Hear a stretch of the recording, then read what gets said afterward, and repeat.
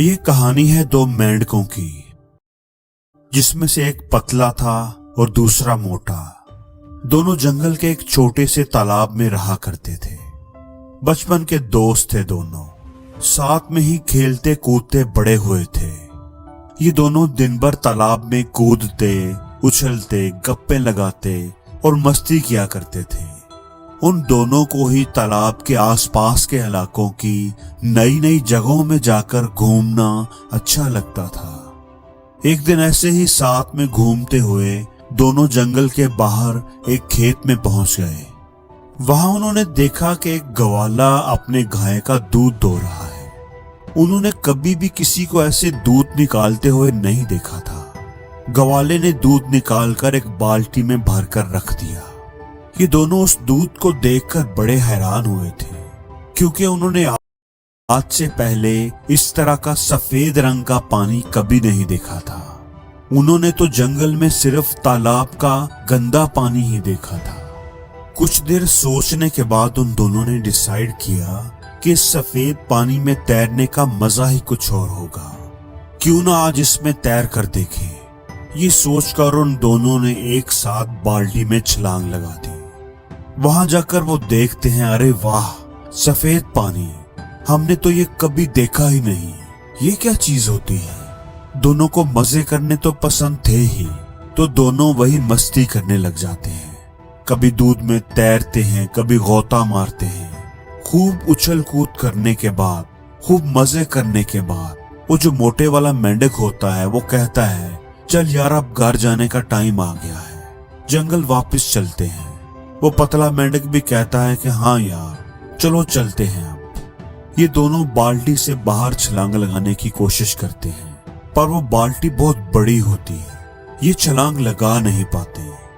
वो दोनों बाल्टी के किनारे पर जाकर बाल्टी की दीवारों से छलांग लगाने की कोशिश करते हैं, पर वो देखते हैं कि वहां तो बहुत ज्यादा फिसलन है।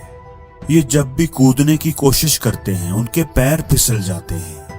उन्होंने लगातार कई बार कोशिश की, कभी बाल्टी के बीच से तो कभी बाल्टी के किनारे से उनकी दीवारों के सहारे कूदने की कोशिश की, लेकिन दूध की चकनाहट और फिसलन की वजह से ये बाल्टी से बाहर नहीं निकल पा रहे थे। अब वो जो पतला वाला मेंढक होता है वो मोटे मेंढक को बोलता है, भाई देख, निकलना तो हमें है ही यहाँ से, इसलिए हमें कोशिश तो करते रहना होगी, पर हमने बहुत बार कोशिश करके देख लिया, इसलिए मुझे लगता है हम खुद तो इस बाल्टी से बाहर नहीं निकल पाएंगे, क्योंकि यहाँ बहुत ज्यादा फिसलन है। तो हम क्या करते हैं, हम तैरते रहते हैं। अगर हम तैरते रहेंगे तो कोई ना कोई हमें आकर इस बाल्टी से निकाल ही देगा। मोटा मेंढक उस पतले मेंढक की बात मान लेता है और वो दोनों तैरते रहते हैं। 1 घंटा, 2 घंटे, 3 घंटे हो गए, वो तैरते रहते हैं।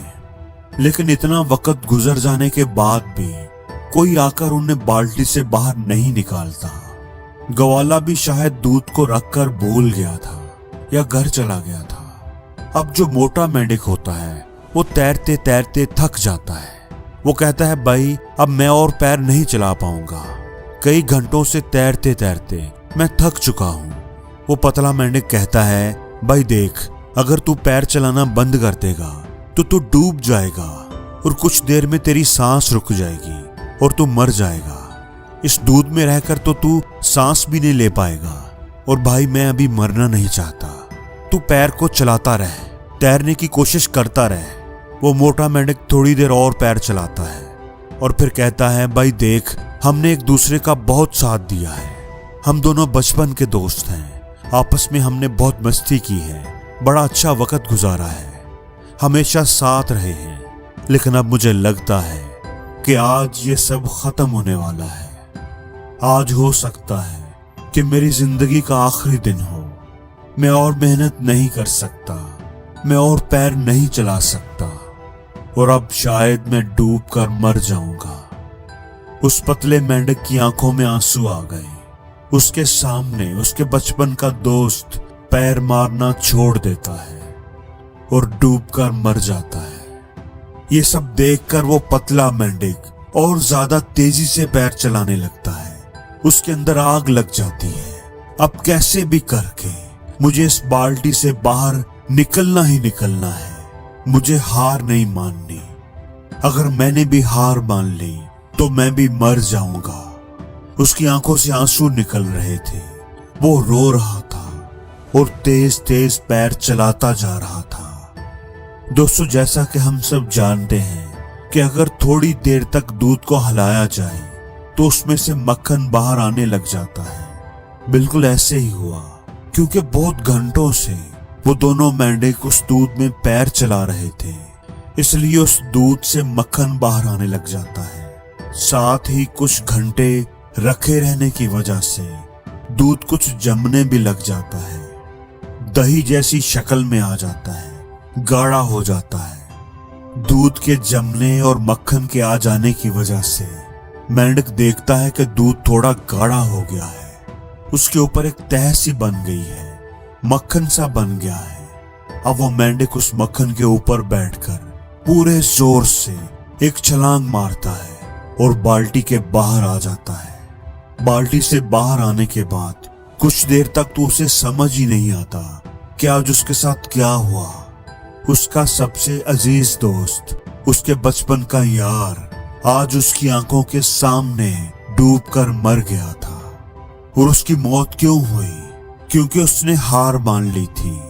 अगर वो भी थोड़ी देर तक और पैर चलाता रहता, हार ना मानता, तो आज वो भी जिंदा होता, तो आज वो भी बाहर आ जाता। दोस्तों, नेवर गिव अप एटीट्यूड, कभी हार ना मानने की आदत, ये कोई ऐसी आदत नहीं है जिसे कोई इंसान अपने साथ लेकर पैदा हुआ हो, बल्कि ये तो हमारी मेंटल टफनेस पर डिपेंड करता है, जिसे हम वक्त के साथ साथ डेवलप कर सकते हैं। कोशिश करके, जिंदगी में आने वाले चैलेंजेस को फेस करके। हमेशा याद रखना, कोई भी चीज एकदम से नहीं होती।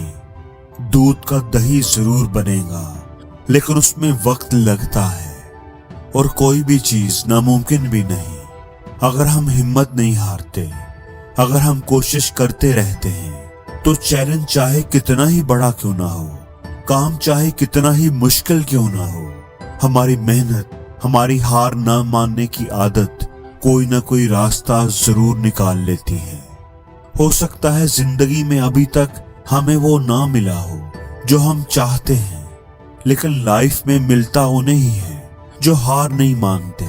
और ये भी हो सकता है कि हमें वो सब ना मिले जिसे हम हासिल करना चाहते हैं, लेकिन हमसे ये सुकून कौन छीन पाएगा कि उस चीज को पाने के लिए हमने आखिरी दम तक कोशिश की।